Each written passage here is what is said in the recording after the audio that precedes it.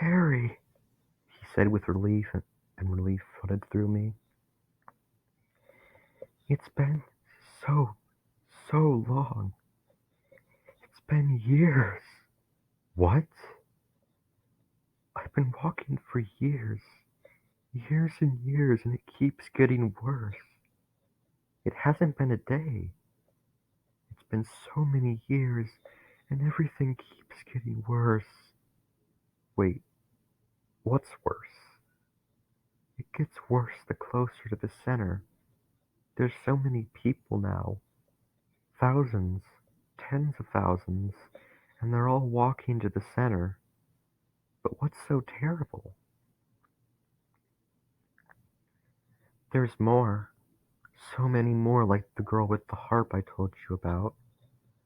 Stuck in place, trying to fix what happened, angry about what happened, rooted to the ground, moaning out names of the people they think did this to them.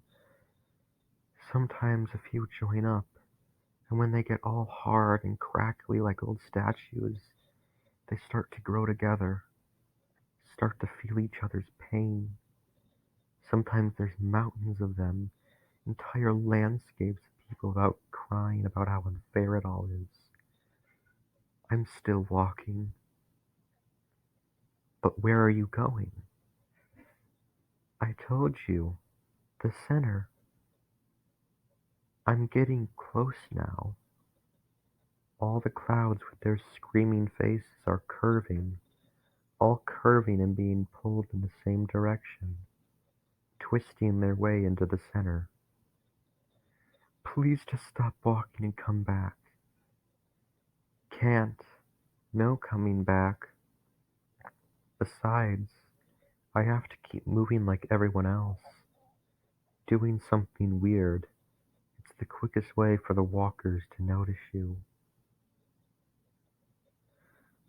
Oh God, what are the walkers? Started started seeing them more as I got toward the center. They're all over the place now. They're these things. Walk around on three legs like stilts, covered in black shells like thorns. Remember the aquarium? They're kind of like those urchins we saw at the aquarium. But the main part, the top part, it's more exact. Kind of arty, like a sculptor designed the shape. Reminds me of some kind of chess piece. When they notice you, they come over you, toppling towards you but never falling over on those long legs. Spindly. Yeah, that's what you'd say. They're spindly legs. And they stop right over you. You're just between their legs. You see the holes underneath their main bit, and the tendrils come out. Red, windy tendrils with these itchy hairs come down and start curling and swinging all over you. You don't mind at first because they're red. You've been seeing nothing but gray and black for years, and the tendrils are red, and it's beautiful, but then they touch you, and they touch you, and it's awful. Every bad thing you've ever felt, every bad thing that ever happens to you starts bubbling up to the surface, drowning you. All the pain that ever went into you rises up and out, and the walkers feed on it. They lick you with their tendrils. They love the taste of all the things that shouldn't have happened. They love to taste the misery. Eventually they get full and move on. And you get up and keep walking. Jesus, Dennis. Jesus. It's fine. They're bad, but you get a sense of perspective here. Sure, they're scary for you, but they're nothing next to the center. They're bottom feeders, moss that grew on the outskirts. If they're really like sea urchins, then the center, The center must be like a shark or a whale or some huge thing right at the bottom of the sea that's too big to come up near the surface. You've never said things like this before. I don't know how to describe it. When you're here, stuff just breaks down, and you don't always need to learn a word to know it. This place is less obsessed with causes and 2 plus 2 equaling 4. Its job isn't to make sense. But what is its job? I don't know. Maybe I'll find out at the center. He went quiet again, and this time I wasn't sure if I wanted to stop him drifting off. I wasn't sure if I wanted to hear any more of this, but regardless of what I wanted, another groan soon creaked out of his mouth and he was back. Shit. Shit, I see it now. I see the center. His hand began to close, slowly but inevitably around mine, overcoming the rigor mortis, to press in around my fingers like an iron vice. I kept trying to get out, almost yanking off the table, but I couldn't even budge inside the agonizing grip.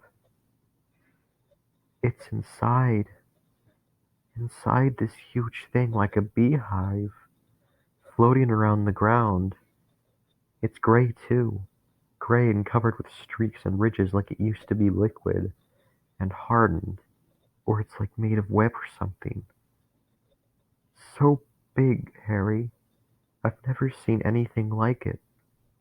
All the clouds are swirling down into the hole at the top of it, still screaming. Hundreds of holes. Messy, ragged holes. Pitch black on the inside.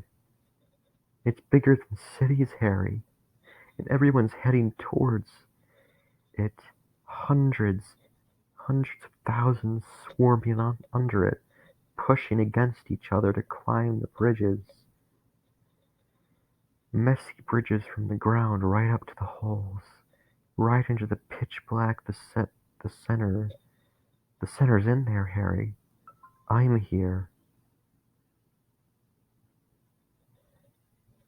Please, I said, whimpering with pain in my hand.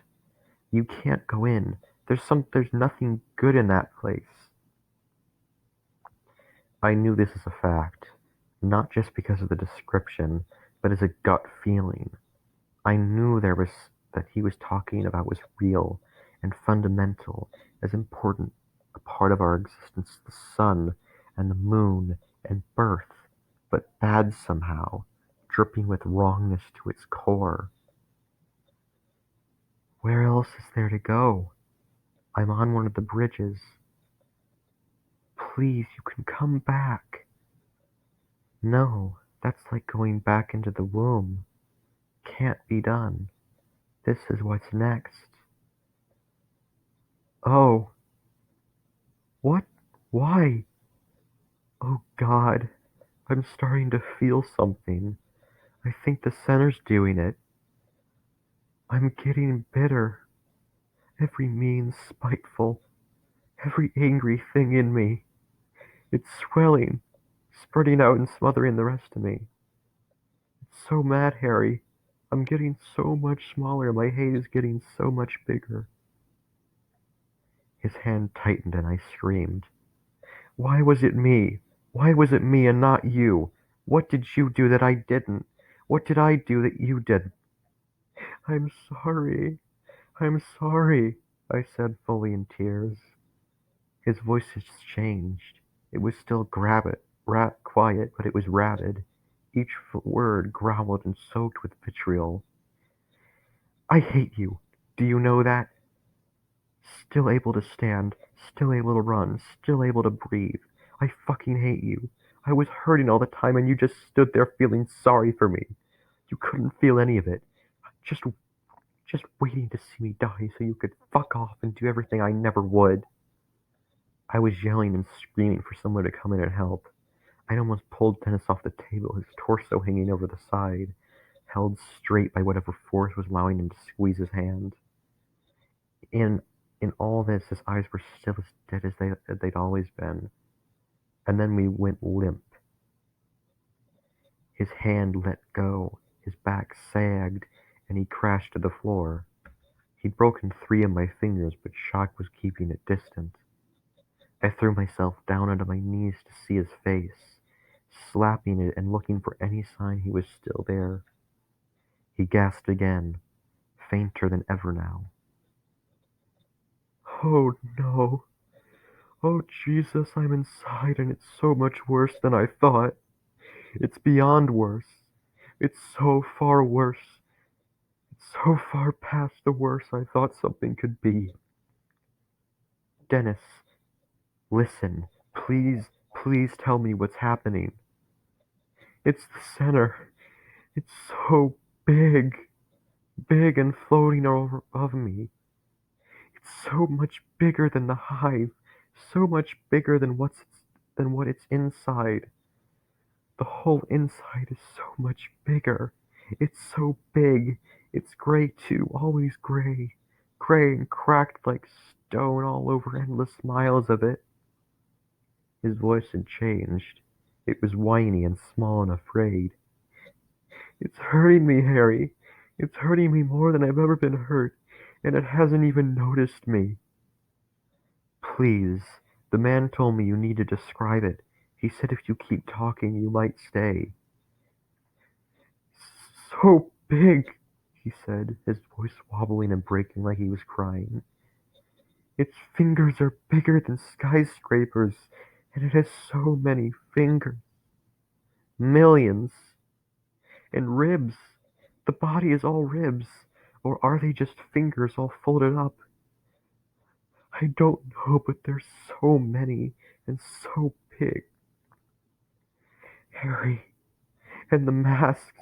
Jesus, the masks. What masks? The masks. Its face is bigger than countries, all different. Some the eyes are perfect circles, others have huge pointy holes where the mouths should be. Some are blank, and some have 8 eye holes, and some look like human faces. Like perfect human faces with deep, dark, hollow eyes, all of them. And the inside of all of them is so dark.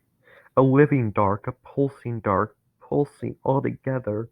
And it's so huge, and you can feel it pressing in on you, filling the air with badness and crushing down on you from the inside. You can feel the bad in reaching you, reaching out to you.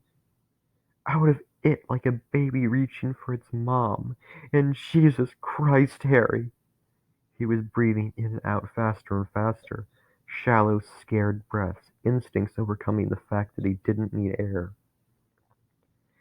Dennis, talk to me. What is it? What is it? It's not the devil. No. That's what I thought at first, but it's not. It's more like God. It's like if God hated everything. His breathing hiked up again.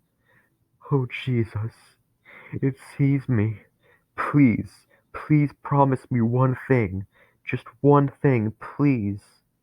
What? What is it? Please, don't ever die. One last breath rolled out of his mouth. I tried everything to get him back, everything I could think of in an animalistic burst of desperate energy.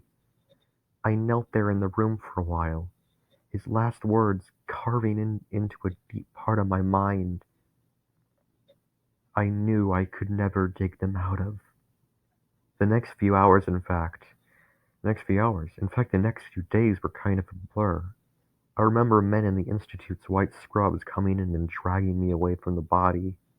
I remember getting my hand seen to and put in a cast and sling. I remember Daniel Cohen sitting me down in a bright white room and interrogating me. He called it a conversation, but it was interrogation. A warm interrogation by a man who could be kind if it meant getting what he wanted.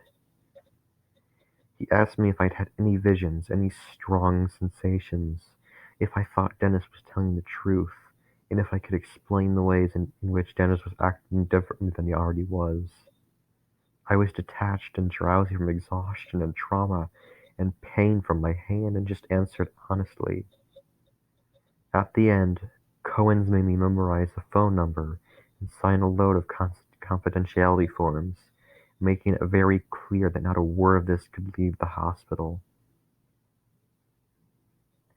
I was to call if I experienced any phenomena I thought were related to my brother Dennis, and left. They left.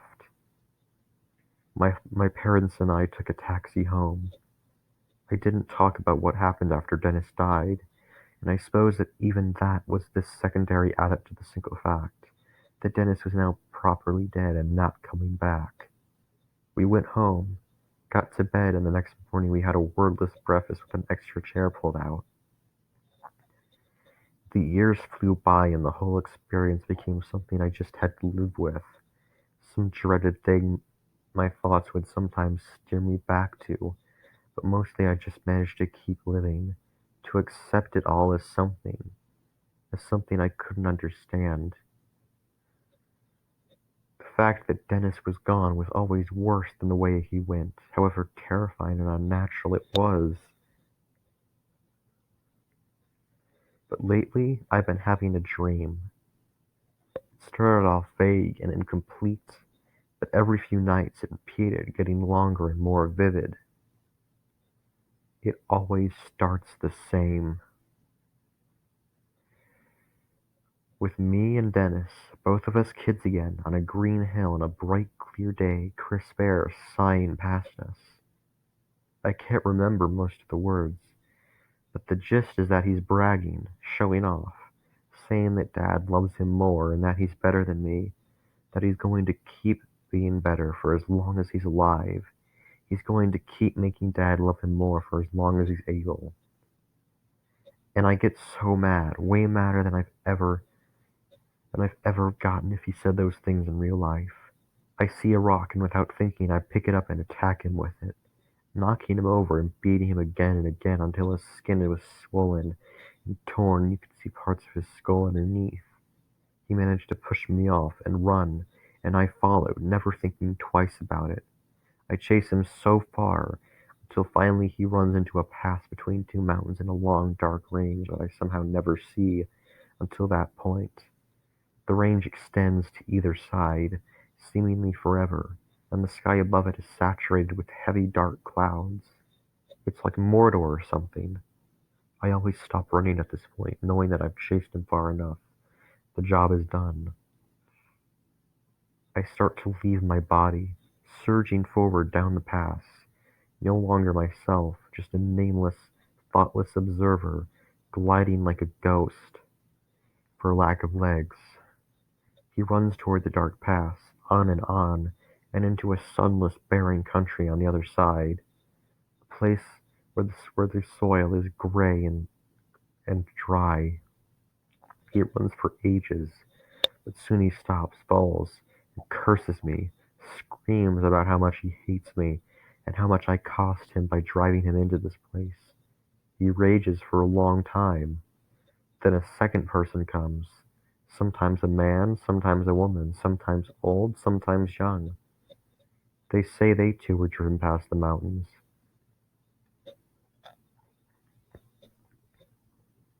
or that or that they always wandered past them by mistake and can't get back over. Dennis always says the same thing. Then let's suffer together. Let's hurt together. And this person always lashed onto Dennis, and Dennis latches back onto them, and they scream or cry and say they want to see people who wrong them skin alive. And more always come, a trickle at first, then a flood latching onto Dennis and the first person, all of them clasping together and piling into a giant, deafening mass of squirming bodies. And eventually it's huge, almost up to the clouds. And then there's a rumbling, a massive shifting sound. The countless bodies start to rearrange, forming deep canyons of flesh that make up a horrendous rage, filled with the outline of a face. There's a shift greater than an earthquake. The pile moves, rolling forward, pulling itself with enormous appendages made of the miserable and the bitter and the despairing. It itches and tumbles on, crashing down and dragging itself onward with overwhelming apocalyptic sounds. And then I see that it's headed for the mountain range. It's heading back to the bright place with all its anger and hate and vengeances. And as much as it's made of millions and millions of people, I always know it's still one thing with one will, but all the hatreds of everyone buried within it. All the way back to the first one to curse, his rage still in there, rage directed at the first one to sin. He gets right up to the mountains. Then I wake up. I think something's coming. Something that got started a long time ago. Something that strips away good and builds itself on the bad. But I think it's almost strong enough to set out, to start moving. And I think that when it gets here, the living will be no better off than the dead.